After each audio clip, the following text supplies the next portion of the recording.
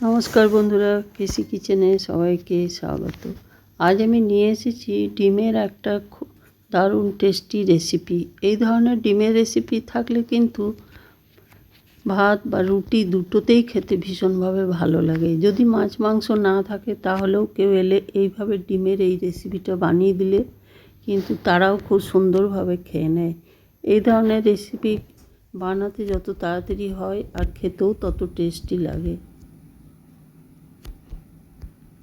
দেখো আমি কিভাবে বানাচ্ছি। দেখো আমি দুটো ডিম নিয়েছি, তার মধ্যে আমি পরিমাণ মতো নুন দিয়ে দিলাম আর কিছুটা চিলি ফ্লেক্স দিয়ে দিলাম।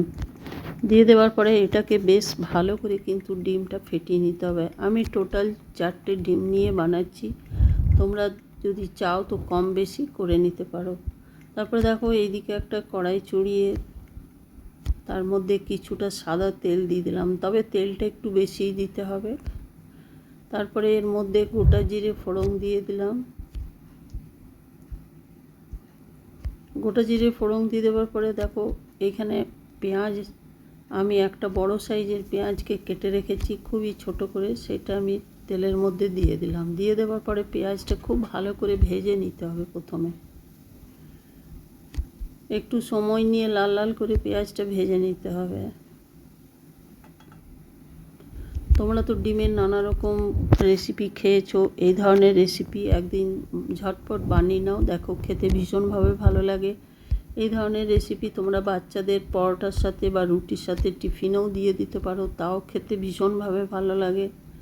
রাত্রে ডিনারেও বানিয়ে নিতে পারো বা লাঞ্চেও এই ধরনের রেসিপি তোমরা বানিয়ে নিতে পারো। তারপরে দেখো পেঁয়াজটা ভাজা হয়ে গেছে, হয়ে যাবার পর কিছুটা কাঁচা লঙ্কা, প্রায় মোটামুটি 6-7টা কাঁচা লঙ্কা ছোটো করে কেটে দিয়েছি আর একটা টমেটোকে গ্রেট করে দিয়েছি।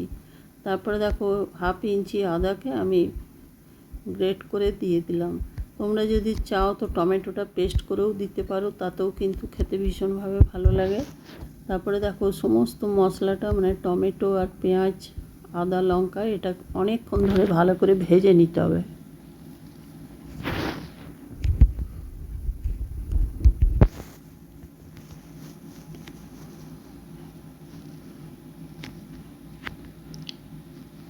ভাজতে ভাজতে দেখো পরিমাণ মতো আমি এটার নুন দিয়ে দিলাম। তারপরে ডিমে নুন দিয়েছি সেটা মাথায় রেখেই পরিমাণ মতো নুন দিলাম। 1/2 চামচের মতো আমি গোটা জিরে দিয়ে দিলাম গুঁড়ো, আর 1/2 চামচের মতো আমি এর মধ্যে হলুদ দিয়ে দিলাম। এরপরে এটাকে খুব ভালো করে আরও ভেজে নিতে হবে পেঁয়াজটা বা টমেটোটা।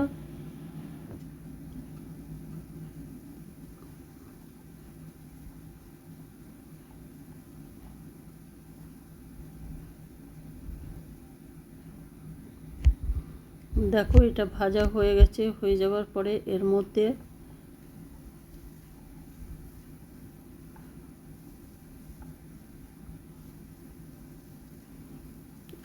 আমি 1/2 কাপের মতো জল দিয়ে দিলাম।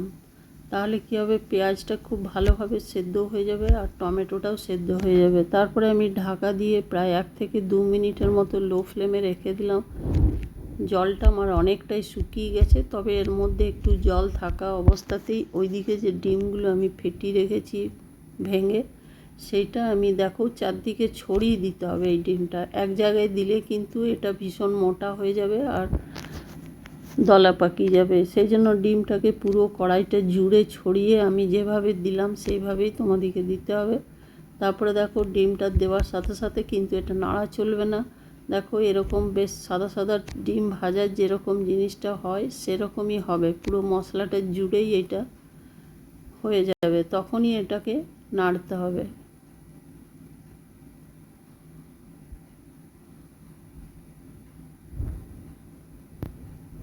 দেখো সাইড থেকে কত সুন্দর সাদা সাদা ডিম ভাজার যে হয় সেরকমই হচ্ছে, আর পেঁয়াজটার সাথে এটা খুব ভালোভাবে কিন্তু মিশে যাবে। তারপরে দেখো এটাকে ভাজা নিচেরটা অনেকটা আমার শক্ত হয়ে গেছে ভাজাটা, তারপরে এটাকে আমি খুব ভালো করে নাড়িয়ে দেবো বা পেঁয়াজের সাথে ভেজে নেবো ডিমটাকে। তবে অবশ্যই বারবার বলছি এটা কাঁচা অবস্থাতে কিছুতেই নাড়া চলবে না। যখন নিচেটা প্রায় ভাজা শক্ত মতো হয়ে যাবে তখনই এটাকে নেড়ে বা ভেজে নিতে হবে। এটাকে কিন্তু সমানে চালিয়ে যেতে হবে, তবে লো ফ্লেম করে চালাতে হবে, তাহলে কিন্তু ডিমটা পুড়বে না বা পোড়া গন্ধ আসবে না।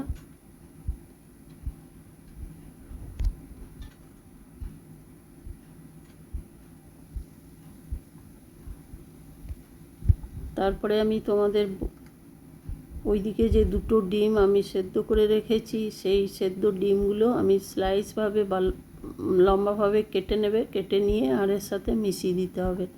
তাহলে দু রকম ডিম দিয়ে এরকম রেসিপি করলে কিন্তু খেতে ভীষণভাবে ভালো লাগে, বাচ্চাদের তো খুবই পছন্দের খাবার এটা। তারপরে দেখো ওই কাটা ডিমগুলো দিয়ে দেওয়ার পরে আরও বেশ খানিকক্ষণ আমি নেড়ে চেড়ে নিলাম। নেড়ে চেড়ে নেবার পরে হাফ চামচের মতো আমি গোলমরিচ গুঁড়ো উপর থেকে ছড়িয়ে দিলাম। ছড়িয়ে দেওয়ার পরে দেখো এর মধ্যে আমি ধনে পাতা কিছুটা ছড়িয়ে দেবো। তারপরে আমার রেসিপি রেডি হয়ে গেছে, আমি গ্যাসটা বন্ধ করে ঢাকা দিয়ে দিলাম। আমার রেসিপি যদি তোমাদের ভালো লেগে থাকে তো লাইক, শেয়ার ও কমেন্ট অতি অবশ্যই করে দিও। নতুন বন্ধুদের সাবস্ক্রাইব করার অনুরোধ রইল। তারপরে দেখো আমি কড়াই থেকে একটা প্লেটের মধ্যে উঠিয়ে সার্ভ করে দিলাম। ধন্যবাদ।